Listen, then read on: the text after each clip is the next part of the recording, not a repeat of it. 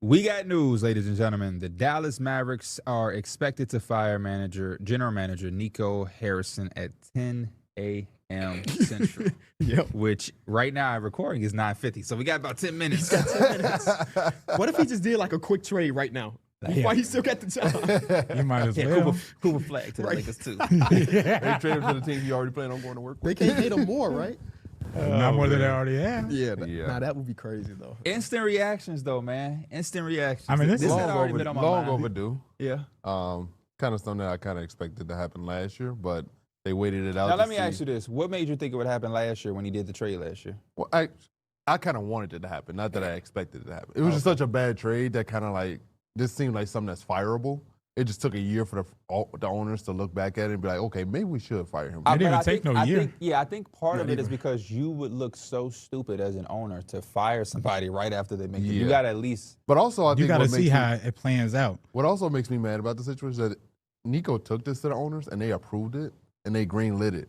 And so now they kind of just trying to make up their mistake by firing him when they are also a part of the problem as to why Luka got traded. I agree. I think about that every day, how many people that kind of passed by and nobody was just like, this should not do this. Yeah. You know, and not even just like a league thing where the league was like going to cancel it or veto it or whatever. But again, somebody within the organization to tell like, this is not the right move.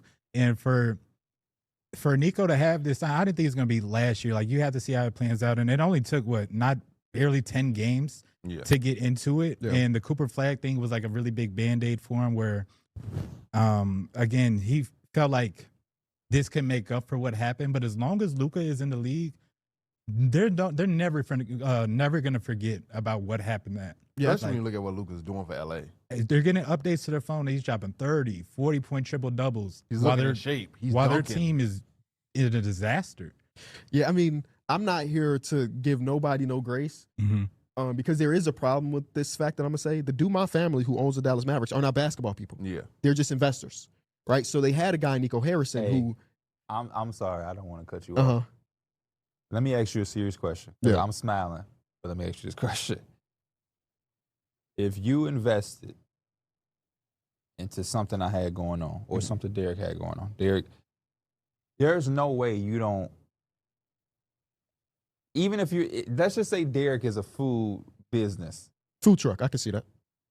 You don't know nothing about the food, but you're gonna do some due diligence. For sure. No, again, I'm not saying, I'm not giving them grace, but I just want to say that they are gambling people. That's how they make their money.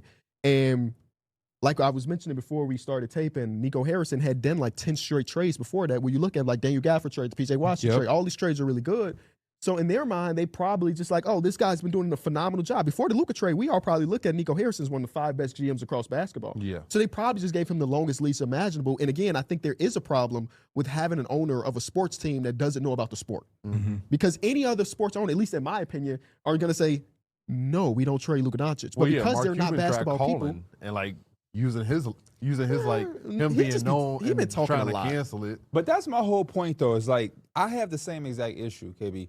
From a lot of different standpoints. Number one, I'm not here to give grace either. I think Nico Harrison did a horrible job trading Luka, but I hate this idea that the owners aren't basketball people because I'm not a soccer person, but if I go and invest and become part ownership of a team that has Messi, I know I can't Messi. Right, I'm not trading. You know what I mean?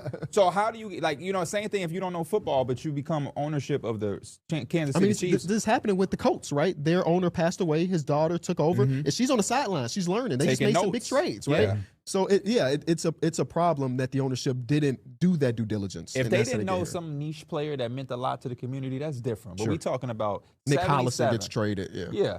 You walk into that arena, you see 90% of the people in the crowd, no exaggeration when I say 90%, wearing 77, and you are just unaware because you're not a basketball person. I can't accept that. It wasn't, again, they're firing him now, and he kind of left like a pile of mess for the next guy to take on.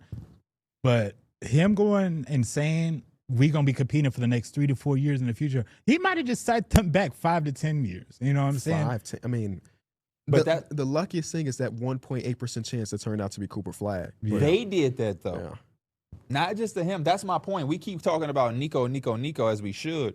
But I'm looking at the ownership as well. And I do have a problem with the NBA allowing people to come in and only be business people or investment people. No, you need to be a basketball person of some degree. Do you need to know as much as the GM? No. But you need to have enough common sense to know who Luka Doncic is. This is a Hall of Famer at the age of 25 years old. And you don't know that you have him on the team? That's an issue. Some of the other things that kind of gets forgotten about with Nico Harrison, you know, the Jalen Brunson thing. Yeah. Yeah. Quentin Grimes. Quentin Grimes. Yeah. Yeah, they didn't even give Jalen Brunson another offer. No. So, like, and then he just let him walk to New York. And he wouldn't even ask him for as much money as he got in New York. Y'all could have got him for And a that's cheaper why price. the trades that he made prior with the Gafford and the PJ Washington, it made them look so good because they had a guy to help. Luka. They had Luka to help get everybody the ball. And now there's everything that they're missing now and everything that they say they need, that's what Luka was providing. So again, it's just one of the most mind-boggling things I think in NBA history.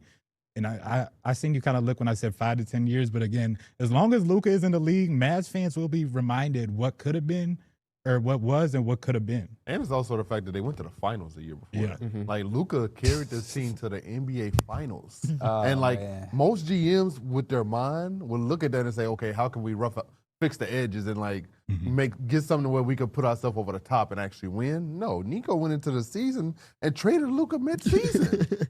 Like, he didn't even do it in the offseason. And I also think what's wrong with it is that he only talked to his best friend. That's also just weird. Who was who? Y'all think they still Rob best Pelinka. friends? They have to. Well, he might get a job with y'all very soon, brother. Get ready to learn I just some don't Nico understand the Harrison. idea of just talking to Rob Pelinka. That It's if like a you're going to trade fantasy- your mega star, It's a fantasy football trade. yeah. It's the exact trade that Mike pulled off when he traded Justin Jefferson to Christian. Yep. It's the exact trade. You talk to one dude. And then he ended up releasing part of the trade. He just dropped Juwan Johnson. Yeah. So Now, ridiculous. since all of this has happened, it's giving me, this is going to be my next rebuild team for 2K. Love it. So I want y'all help to real life too.